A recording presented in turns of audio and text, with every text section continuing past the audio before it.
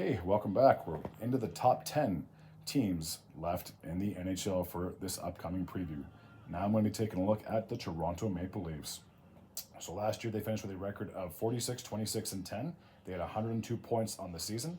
At home they were 22, 15, and 4, and on the road they were 24, 11, and 6.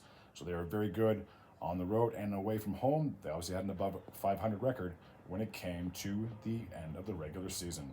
So they had the 23rd pick in this year's draft. They had actually traded to Anaheim. So Anaheim would end up drafting Stylen Solberg, a defenseman, out of Norway. And I believe the league or team was the Valerenga, if I'm not mistaken. So now we'll take a look at the roster. And as always, we'll see who is still there and who has left. So I can tell you right now, the guy while this is loading, Tyler Bertuzzi, he has signed with the Chicago Blackhawks. His third original six team. There was a meme going around that he might just spend his entire career playing for an original six franchises, and all he has left to do now, since he's played with Detroit, Boston, and Toronto, now he's playing with Chicago. So now he's played on four of the original six teams. So now all he has to do is just cross off New York and Montreal, and then he can call it a career. Connor Dewar. He has re-signed, so he is coming back for another year. Max Domi, he is coming back on a multi-year contract, so this is going to be huge for him to be playing consecutive years with the Maple Leafs. I'm sure his dad's going to be very proud. Noah Gregor, he is not there. Pontus Holmberg, he is there. He's going into the last year of his contract. Cal Yarncroke has 2 more years left to go on his deal. David Kampf has 3 years left remaining on his contract. Matthews Nyes has 1 year remaining on his rookie deal, so I'm sure at some point during this season they'll be looking to get him signed. Mitch Marner is heading into the last year of his contract, so the big thing with him is, are they going to be able to get him signed, and what's he going to ask for? If he's making 10.9 now, just imagine how much he's going to be asking for his next contract. Austin Matthews, his contract did expire last year. He was making 11.64. Now he'll be making 13.25 over the next 4 years. Not too bad.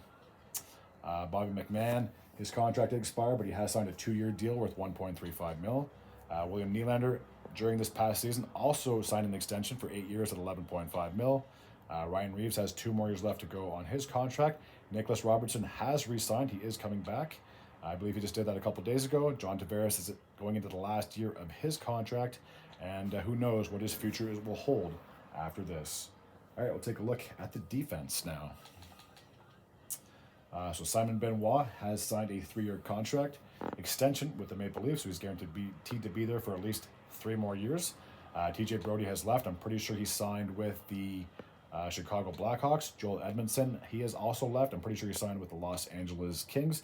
Mark Giordano is still technically an unrestricted free agent, but being 40 years old and playing in this NHL nowadays, I think he's better off just retiring, because it's not like he's going to be playing 82 games. He'd be getting scratched every second or third game. Like, you can't have someone playing 40 years old against all these 20-year-olds that can probably do laps around him. So the fact that he still hasn't announced his retirement is still a little crazy.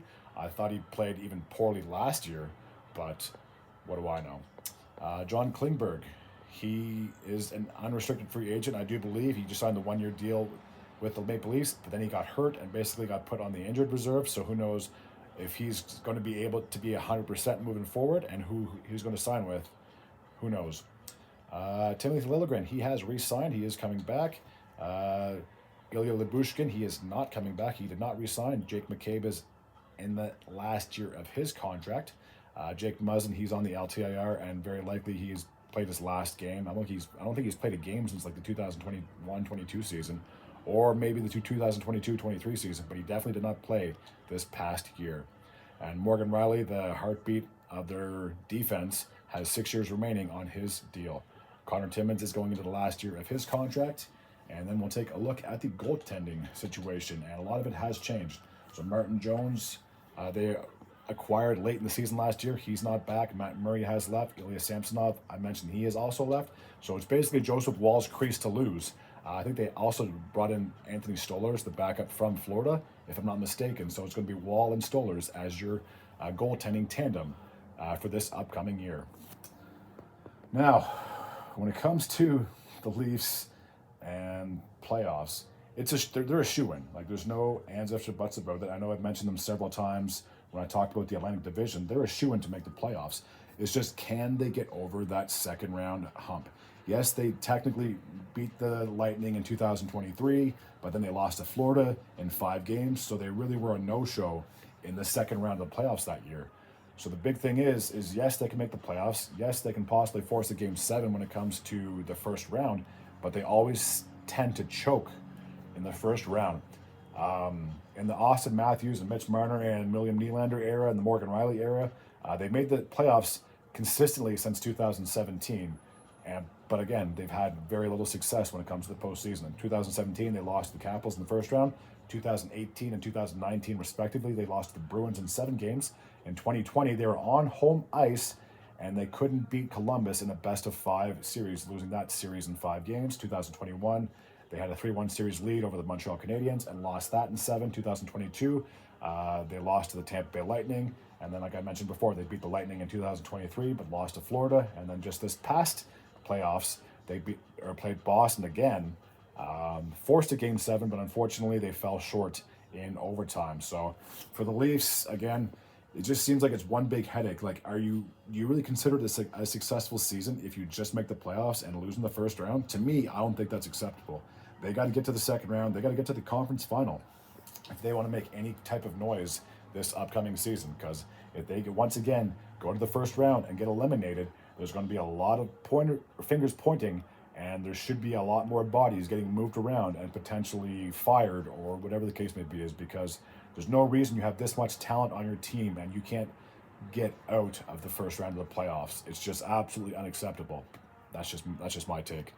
Anyways, yeah, that's all I got for this preview for the Toronto Maple Leafs. As always, if you're new to this channel and you like this type of content, feel free to hit the sub button. I'd be very grateful and very appreciative.